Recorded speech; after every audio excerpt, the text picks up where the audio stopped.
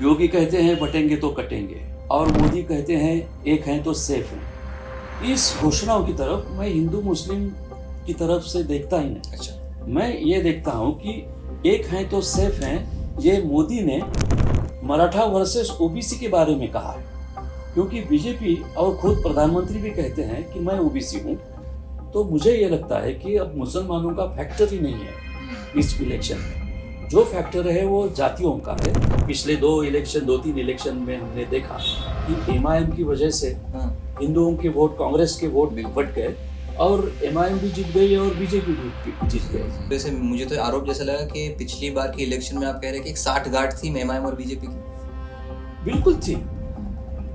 औरंगाबाद शहर और मराठवाड़ा में शिवसेना का प्रसार ही हुआ कि खान चाहिए या बान चाहिए। मैं तो ये कहता हूँ कि मराठाओं को आरक्षण की बिल्कुल ज़रूरत नहीं है।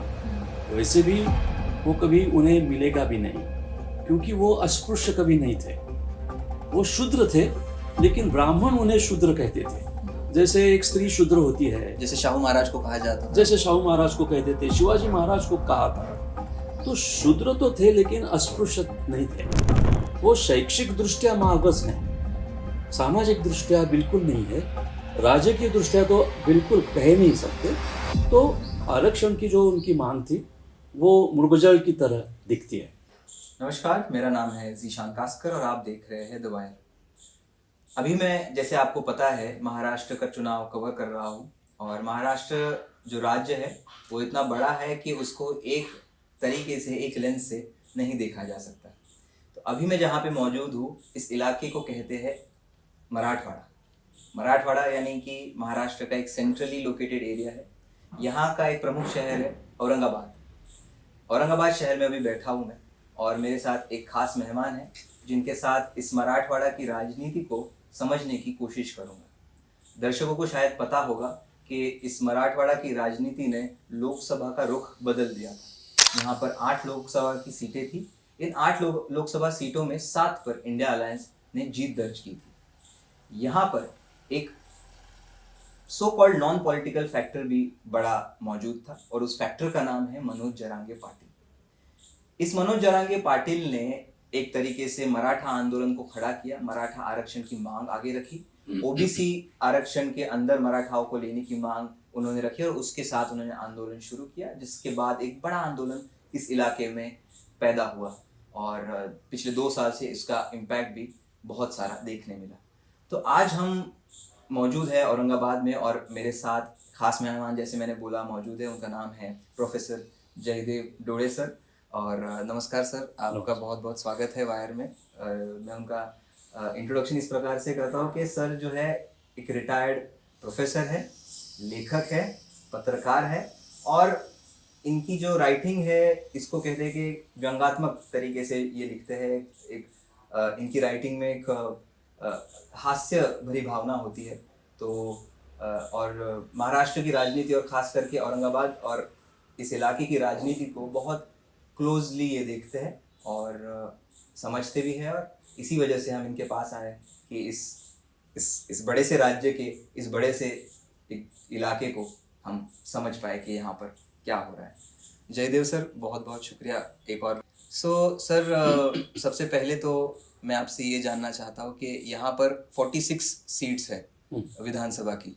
तो अब हम एक एक सीट पर तो बात नहीं कर सकते, लेकिन एक तरीके से आपका आकलन इस विधानसभा को लेकर, आपको जितना आपने घूमा या आपने जिन लोगों से बात की होगी, आपके पत्रकारिता का अनुभव जो कहता है, आप क्या कहते हैं 46 में से? चुनाव के माहौल में वैसे तो एकदम विचार पलटते नहीं है। तो मेरा सोचना ये था कि जो लोकसभा में इंडिया आघाड़ी को जितना यश मिला उतना ही शायद विधानसभा को मिल गया। लेकिन शिंदे सरकार ने जो लाडली बहना योजना जारी की तो उसकी वजह से थोड़ा सा माहौल बदला हुआ दिखता है। और जो मुद्दे लोकसभा में बहुत महत्वपूर्ण दिखाई देते थे, जैसे कि कॉन्स्टिट्यूशन का, रिजर्वेशन का, फेडरलिज्म का या रीजनल पार्टियों का, वो शायद पीछे चला गया है। उसकी वजह कोई राजकीय या सामाजिक नहीं होती। जो भी एक चुनाव क्षेत्र होता है, उसकी कुछ अलग परिस्थिति होती है, भौगोलिक परिस्थिति या पर्यावरणीय परिस्थिति, तो उसकी वजह से वहाँ की मांगे अलग होती है। तो जो उम्मीदवार उस चुनाव क्षेत्र की मांगे ठीक तरह से उठाता है और लोगों की मांगे पूरी करता है, तो उसको ज़्यादा प्रतिसाद मिलता है।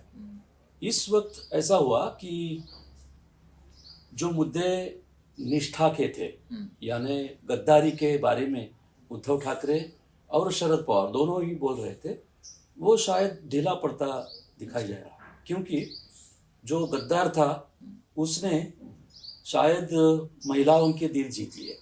जो लाडली बहना योजना है, 1,500 रुपए बिना कुछ वजह बिल्कुल महिलाओं के लिए दे देना, उसकी वजह से वो जो गद्दारी का आरोप था वो शायद कम होने लगा है। और उद्धव ठाकरे की उतनी प्रसिद्धि या उतना प्रभाव दिख नहीं रहा, क्योंकि इस विभाजन की वजह से जो ऑर्गेनाइजेशन सेटअप था वो शायद शिंदे के पास चला गया, और कुछ जो बाकी रिसोर्सेज होते हैं वो भी शिंदे के पास चले गए। जो बाकी रिसोर्सेज बच गए उसके ऊपर ठाकरे की शिवसेना चल रही है। शरद पवार वैसे भी मराठवाड़ा के जाने माने प्रतिनिधि माने जाते हैं जी। उन्होंने जब समाजवादी कांग्रेस नाम की पार्टी स्थापन की थी। कब हुआ था सर ये?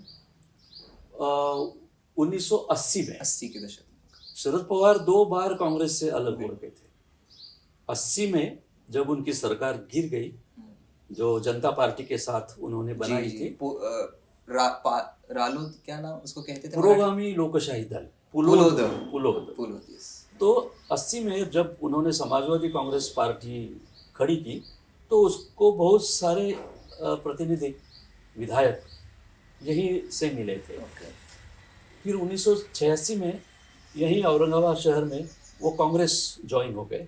राजीव गांधी तब प्रधानमंत्री थे, उनके ही सामने वो कांग्रेस पार्टी में चले गए। तब भी उनका जो ग्रुप था उसके एमएलएज विधायक यहाँ ज़्यादातर थे। तो शरद पवार के लिए आत्मीयता बहुत है, सहानुभूति बहुत है।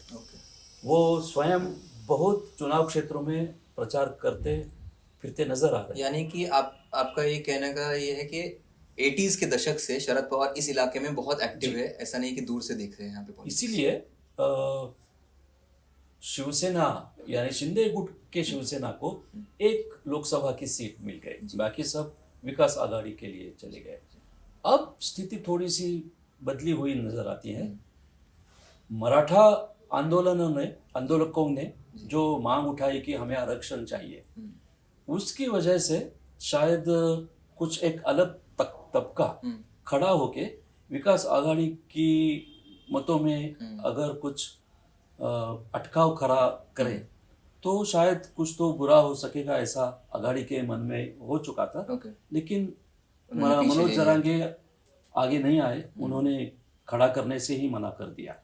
तो शायद वो तबका जो मराठा जातियों का था, और जो मैं तो ये कहता हूँ कि मराठाओं को आरक्षण की बिल्कुल जरूरत नहीं है, वैसे भी वो कभी उन्हें मिलेगा भी नहीं, क्योंकि वो अस्पृश्य कभी नहीं थे। वो शूद्र थे, लेकिन ब्राह्मण उन्हें शूद्र कहते थे। जैसे एक स्त्री शूद्र होती है, जैसे शाहू महाराज को कहा जाता था, जैसे शाहू महाराज को कहते थे, शिवाजी महाराज को कहा था। तो शूद्र तो थे लेकिन अस्पृश्य नहीं थे। किसी ने भी किसी मराठाओं को घर से बाहर निकाल दिया हो, पानी के लिए मना कर दिया हो, या फूटे टूटे हुए गिलास में चाय या पानी दिया हो, ऐसा कभी हुआ नहीं। तो वो शैक्षिक दृष्टया मागास हैं, सामाजिक दृष्टया बिल्कुल नहीं है, राजकीय दृष्टया तो बिल्कुल कह नहीं सकते।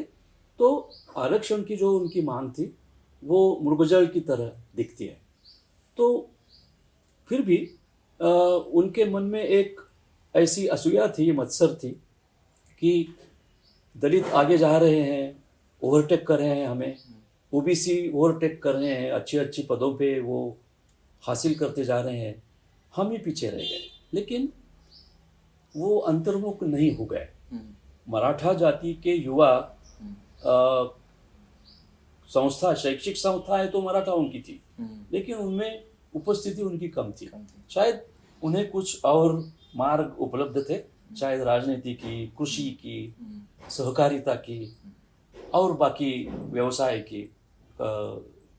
इसमें एक सर बहुत महत्वपूर्ण मुद्दा ये भी कि कृषि में उत्पन्न जो है वो बहुत घट गया, और एक तरीके से शायद ये भी रीजन हो सकता है कि अब ये जो आरक्षण की मांग है वो ज्यादा जोर पकड़ रही है। लेकिन जो कृषि प्रक्रिया उद्योग हैं वो भी मराठाओं के हाथों में है। हाँ, या लैंड होल्डिंग मराठाओं के ज्यादा हाथ में है। आत्महत्या करने वालों में मराठा जाति के लोग, मराठा जाति के किसान बहुत हैं, ये तो सही बात है। लेकिन इतनी बड़ी आत्महत्याएं होने के बाद भी ये मुद्दा इलेक्शन का नहीं हो सका। हम कई सालों से ये देख रहे हैं। सर आत्महत्या वाले इश्यू पर हम लोग थोड़ा सा आते हैं, लेकिन मैं आपसे एक सवाल पूछना चाहता हूँ, क्योंकि आपने कहा कि मनोज जरंगे का जो डिमांड है वो एक तरीके से आपने कहा कि जायज़ नहीं है, उनको मिलना नहीं चाहिए।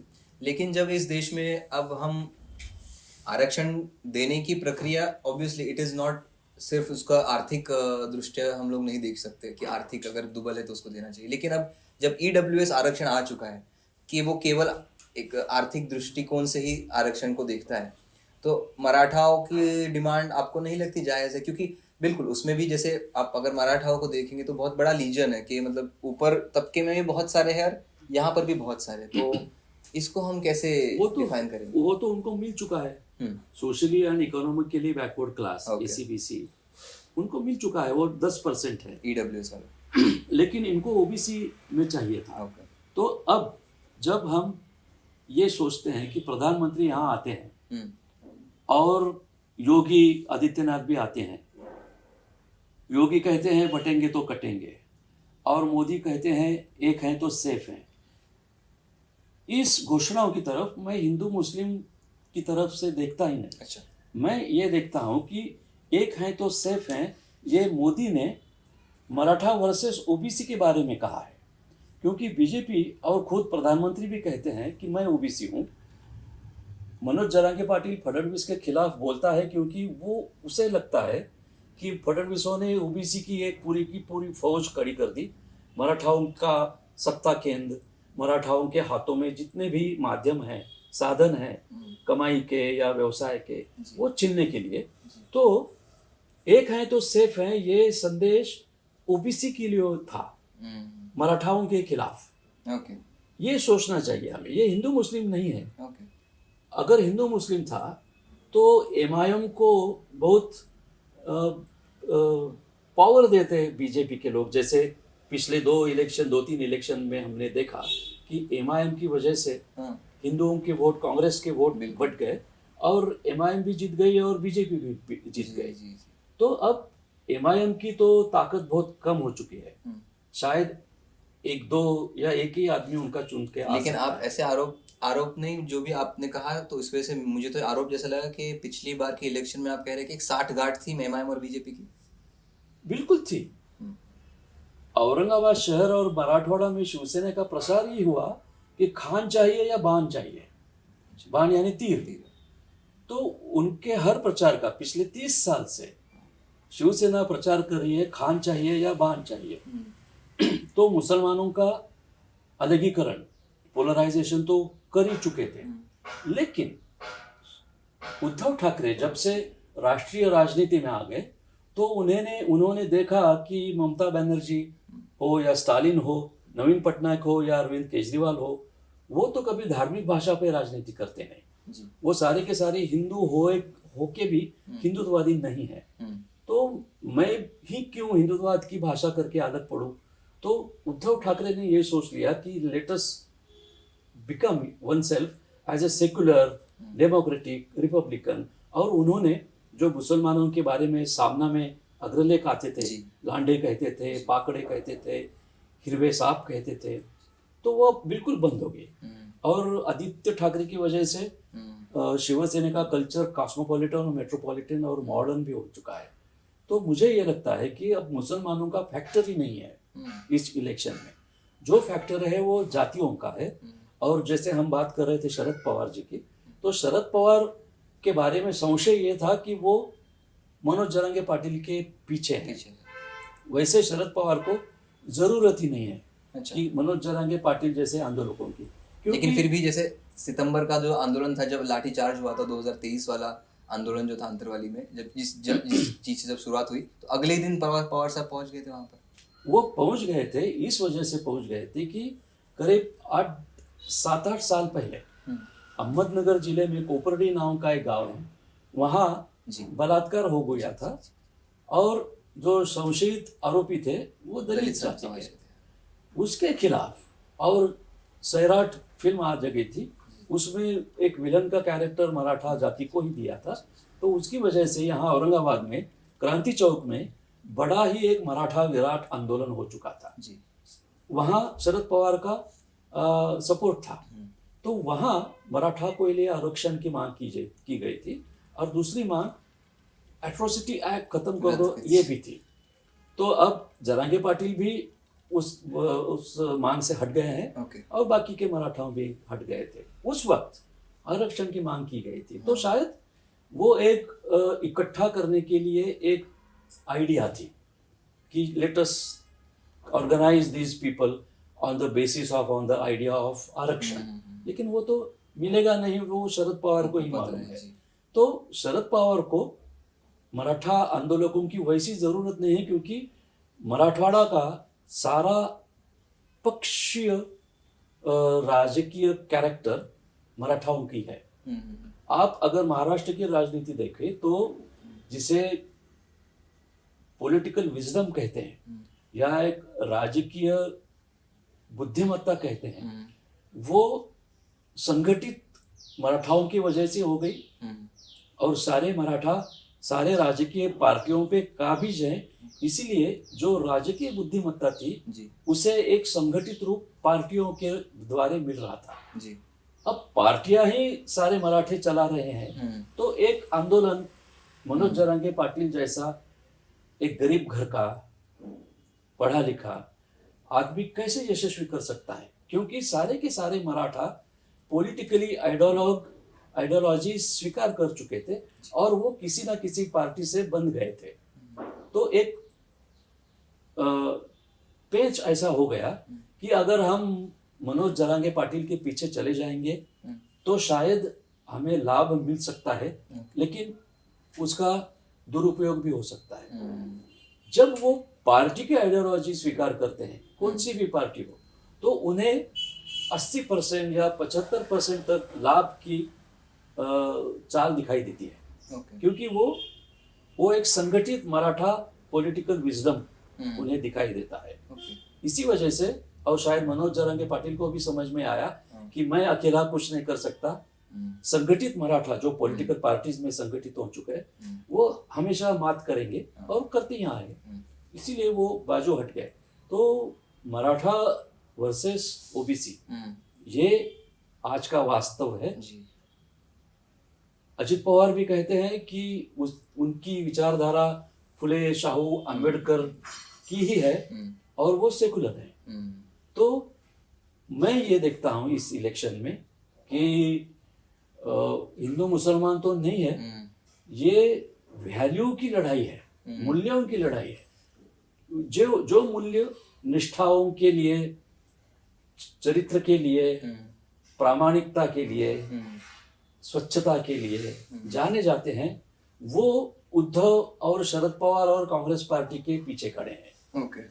जो गद्दारी करते हैं, जो भ्रष्टाचार करते हैं, जो पार्टियां फोड़ते हैं, जो जाति जाति में या धर्म धर्म में आग सुलगते हैं, उनका वैल्यू सिस्टम अलग है। तो मुझे ये लगता है कि इस बार की विधानसभा की इलेक्शन दो मूल्यों के बीच का टकराव है और मूल्य जो जनता, जो लोग, जो मतदाता जिस मूल्य को अभी तक मानता है वो टिकेंगे, ऐसा उसका बर्ताव रहता है। वो अगर ढीला पड़ गया या कम पड़ गया तो मुझे लगता है कि पूरी की पूरी राजनीति फिसल जाएगी, पूरी की पूरी राजनीति महाराष्ट्र की बदल जाएगी। सर, आपने कहा कि मॉरल्स पे राजनीति हो रही है, लेकिन थोड़ा सा मैं अब जो आपने कहा कि आपने बिल्कुल ही नकार दिया इस विषय को कि हिंदू मुस्लिम पर इस बार राजनीति नहीं हो रही है, लेकिन जैसे हमने अगर हम इस आज से 2 महीने पहले का पीरियड देखें तो लगातार ये सकल हिंदू नाम से एक रहस्यमय संस्था खड़ी हुई है जो रैलीज करती है। नितेश राणे और आपके मराठवाड़ा के भी 1-2 नेता उनके साथ होते हैं और बड़ी जहरीली भाषा में बात करते हैं। तो ये सब क्या मतलब this is not part of a electoral programme, ये इनका मतलब ये चलता रहेगा ऐसा लगता है आपको? देखो, आरएसएस का प्रभाव और आरएसएस पर प्रभाव ब्राह्मणों का है।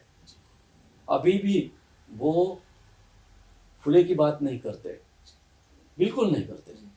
हमारे जितने संत हुए, ज्ञानेश्वर से एकनाथ तक या गाड़ी बाबा तक कहिए, नहीं करते। सुधारकों की नहीं करते। लोकहितवादी आगरकर, महर्षि कर्वे या ब्राह्मणेतर चळवळ आंदोलन हुआ था उसकी नहीं करते। अंबेडकर उनको भाते हैं, लेकिन अंबेडकर की किताब एनिहिलेशन ऑफ कास्ट उसकी बात बिल्कुल नहीं करते। अंबेडकर को भी सिलेक्टिवली वो यूज करते हैं जहां पर उन्होंने तो मुस्लिम्स को उनका criticize किया। चरित्र उजागर है।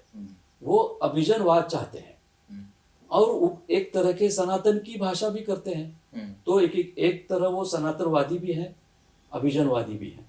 तो ये निसर्गता उनको हिंदू सकल आंदोलन की मार्फत अभिजनशाही खड़ी करनी है। जैसे बहुत सारे लोग पेशवाई के खिलाफ बोलते हैं जी लेकिन आरएसएस कभी पेशवाई के खिलाफ नहीं बोलता। जी तो संशय तो उनके बारे में अभी भी चल रहा है कि पेशवाई स्थापित करने वाले हैं वो। तो इसीलिए जो भी ब्राह्मणी राजनीति है उसके लिए वो हिंदुओं का आंदोलन चलाते हैं। जरांगे पाटिल खुद एक परशुराम ब्राह्मण संगठन के नेता को मिल के आए थे। अच्छा और वो नेता भी आरक्षण के लिए, अच्छा ब्राह्मणों के आरक्षण के लिए उपोषण कर रहा था ब्राह्मणों के आरक्षण। जालना में। अच्छा तो वो चले गए। ये बड़ी इंटरेस्टिंग बात कह रहे हैं कि ब्राह्मणों के आरक्षण के लिए भी यहाँ पर आंदोलन चला और फडणवीस ने उन्हें कुछ आश्वासन भी दे दिया। और ब्राह्मण कैसे आरक्षण की बात करते हैं, किस लिए करते हैं, किस आधार पे उन्हें आरक्षण मिलेगा? अगर आर्थिक आधार पे उन्हें आरक्षण मिल गया तो जाट भी मांगेंगे, पटेल भी मांगेंगे, मारवाड़ी भी मांगेंगे, जैन भी मांगेंगे, वो सारे के सारे अमीर लोग, अमीर तबके मांगेंगे। तो वो इलेक्शन का एक माहौल इकट्ठा, मतदाता इकट्ठा करने का एक चाल थी और उसके पीछे कुछ नहीं था। अब जो घोषणा खान चाहिए या बाण चाहिए वो तो सुनने में भी नहीं आ रही। ना शिंदे देते हैं ना उद्धव ठाकरे देते हैं। तो हिंदू मुस्लिम माहौल नहीं है बिल्कुल, मुझे नहीं लगता। मुझे अब एमआईएम की पावर भी चली गई है। क्योंकि होता है ऐसा कि इम्तियाज जलील एक बार एमएलए बन चुके, एक बार एमपी भी बन चुके। औरंगाबाद शहर के महापालिका के 25 नगर सेवक एमआईएम के थे। फिर भी विकास की समस्याएं फिर भी खड़ी क्यों हैं? छोटे छोटे जो समस्याएं होती है वो फिर भी लोग क्यों बात करते हैं? तो हुआ ऐसा कि ब्यूरोक्रेसी का भी पॉलिटिसाइजेशन हो गया, पोलराइजेशन हो गया। तो मुसलमानों का काम कौन करेगा? इम्तियाज जलील भला खासदार हो या आमदार हो, उसको फिर से चुनाव जीतने के लिए ब्यूरोक्रेसी या एडमिनिस्ट्रेशन कैसे मदद करेगी? तो लोगों की समझ में आ गया कि मुसलमानों को चुनने देने का मतलब है अपने ही पैर पे पत्थर मार लेना। इसीलिए एमआईएम की चाल आज नहीं चलेगी। जो भी मुसलमान तबका मतदाता है वो एक तो शिवसेना उबाठा के पीछे जाएगा, कांग्रेस के पीछे जाएगा या शरद पवार के पीछे जाएगा। मतलब ये जो डिवाइड हो रहा था मुस्लिम वोट मराठवाड़ा में पिछले 2-3 इलेक्शन से, वो इस बार आपकी अंदाजा है कि नहीं होगा? और अक्सर ऐसा देखा जाता है कि जब महाराष्ट्र की राजनीति जाति से रिलेटेड होती है तो उसका फायदा जो कांग्रेस के साथ जो पार्टियां है उनको होता है अक्सर ऐसा। मतलब अब देखते हैं उसका क्या होगा। लेकिन हम आखिर के सर 1-2 सवाल लेते हैं। सर ये जो पूरा बेल्ट है इसमें किसान, मतलब अगर हम देखेंगे भारत भर में तो इस इलाके में जितनी आत्महत्या होती है वहाँ उतनी कहीं नहीं होती। तो और इतने सालों से बस आश्वासन दिए जा रहे हैं। कल मैंने राजदीप सरदेसाई का एक वीडियो देखा, ऑल्दो वो मराठवाड़ा से नहीं था, बट उसमें दिख रहा है कि एक किसान 1 लाख रुपए के लिए आत्महत्या करता है। हम जैसे शहर में रहने वाले लोग सोच भी नहीं सकते कि 1 लाख रुपए आत्महत्या का कारण हो सकता है। तो आपका रिपोर्टिंग का अनुभव, इनकी इस इलाके में घूमना, आपको क्या लगता है कैसी परिस्थिति में है आज का किसान? देखिए, मराठवाड़ा और विदर्भ का जो पर्यावरण है या हवामान कहते हैं उसे, तो क्लाइमेट आवर्षण प्रवण है। हमारे जिले के, हमारे मराठवाड़ा के और विदर्भ के बहुत से तालुके जिसे ड्राउट प्रोन कहते हैं, आवर्षण प्रवण है, तो बारिश ही कम होती है। और बड़ी नदी सिर्फ एक ही है, वो है गोदावरी। विदर्भ में भी बड़ी नदी एक ही है, वो पूर्णा है। तो जो ऐसा पश्चिम महाराष्ट्र में या कोंकण में निसर्गतः अच्छा माहौल है, वैसा माहौल या वैसी भौगोलिक परिस्थिति हमारे पास नहीं है। लैंड होल्डिंग भी बहुत कम है। अगर सतत अकाल गिर गया, तो अकाल आने से अगर 2 साल सतत अकाल हो गया तो बहुत बड़ा नुकसान होता है। तो शरद जोशी और शेतकरी संगठन का आंदोलन भी कुछ कर नहीं सका, तो ये राजकीय पक्ष क्या करेंगे? ये राजनीतिक पार्टियां कुछ नहीं कर सकती, क्योंकि जिन पार्टियों ने ग्लोबलाइजेशन, लिबरलाइजेशन और प्राइवेटाइजेशन से किया, उसी साल से यानी लगभग 30-35 साल से खेती की समस्या बढ़ चुकी है, क्योंकि उत्पादन खर्च में बढ़त हो रही है। जो उत्पादन होता है उसको भाव ठीक तरह से मिलते नहीं। जो फर्टिलाइजर होते हैं या पेस्टिसाइड होते हैं या इंसेक्टिसाइड होते हैं, उनके भाव बहुत बढ़ चुके हैं। जो बीज होते हैं, बीज के भाव भी बहुत बढ़ गए हैं। बीज अनेक बार बनावट या नकली मिलते हैं। तो इनकी वजह से और सारे की सारी विदेशी कंपनियां अगर राजकीय पार्टियों को फंडिंग करने लगी, तो गरीब किसानों का मुद्दा कौन उठाएगी? इसीलिए जो भी नुकसान होता है वो उसकी वैयक्तिक समस्या होती है।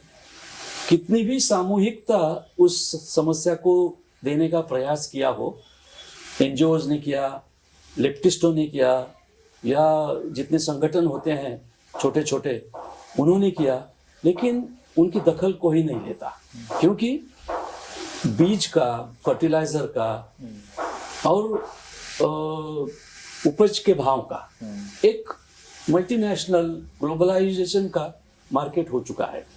इसीलिए वो समस्या का हल हो ही नहीं सकता। तो शरद पवार ही कहने थे कि एक भाई ने खेती करनी चाहिए, दूसरा भाई किसी प्रोफेशन में जाना चाहिए पढ़ाई करने के बाद, एटसेट्रा। तो शरद पवार की ही मंशा ये थी कि अमेरिका जैसा हो। अमेरिका में लैंड होल्डिंग एक व्यक्ति का कम है, लेकिन हेक्टरेज ज्यादा है। शरद पवार सीलिंग एक्ट खत्म करे की भाषा नहीं करते। लैंड सीलिंग जो महाराष्ट्र में है या भारत में है, वो लैंड सीलिंग एक्ट खत्म करने की भाषा नहीं करते, लेकिन उल्टी तरह से ये बोलते हैं कि जो पूरा का पूरा अवलंबन होता है एक परिवार का खेती पे, वो बिल्कुल होना नहीं चाहिए। लेकिन एक भाई खेती करे, दूसरा भाई शहर जाए या व्यवसाय करे। उसकी वजह से ये हो गया कि मराठवाड़ा से माइग्रेशन लाखों की संख्या में पुणे, मुंबई, ठाणे, नासिक और ऊपर दिल्ली, उत्तर भारत में होने लगा। तो हुआ ऐसा कि अब बहुत सारे छोटे छोटे गांव में बूढ़े दिखते हैं, और जितने भी युवा हैं वो या राजनीति में या जातिवादी संगठन में या बिल्कुल रिकाम यानी रीते कुछ बिना काम के बैठे हुए दिखते हैं। तो आप सजेस्ट कर रहे हैं कि किसानी की जो समस्या है वो बहुत डायरेक्शन में फैल जाती है। बिल्कुल सोशल समस्या हो जाती है, आर्थिक समस्या तो है ही। हाँ। क्योंकि वैसे भी भारत का अंतरराष्ट्रीय एक्सपोर्ट, एग्रीकल्चर एक्सपोर्ट में कितना हिस्सा है? अजब बिल्कुल नहीं है, 2 या 3 या 4% होता है। भारत में मराठवाड़ा जैसे रीजन का हो ही क्या सकता है? तो जैसे वो किसान बदलने लगे, ज्वार, बाजरा या गेहूं की जगह वो कैश क्रॉप लेने लगे। अब सोयाबीन लगाते हैं, गन्ना लगाते हैं, कपास लगाते हैं। तो तब से उनकी परिस्थिति सुधरी है। लेकिन फिर भी जो समस्याएं एकदम ग्रामीण लेवल पे हैं, उनका कोई भी समाधान। समाधान करने के लिए आगे नहीं आता, और पूरी की पूरी राजनीति और हम कहते हैं कि पॉलिटिकल इकोनॉमी जो लोग चलाते हैं उनको इंटरेस्ट ही नहीं है। वो सामूहिक खेती की भाषा करते हैं या कंपनी या कॉरपोरेट खेती की भाषा करते हैं, बीज का भाव या खतों के भाव या लागत का सारा खर्चा कम करने की भाषा कोई नहीं करते।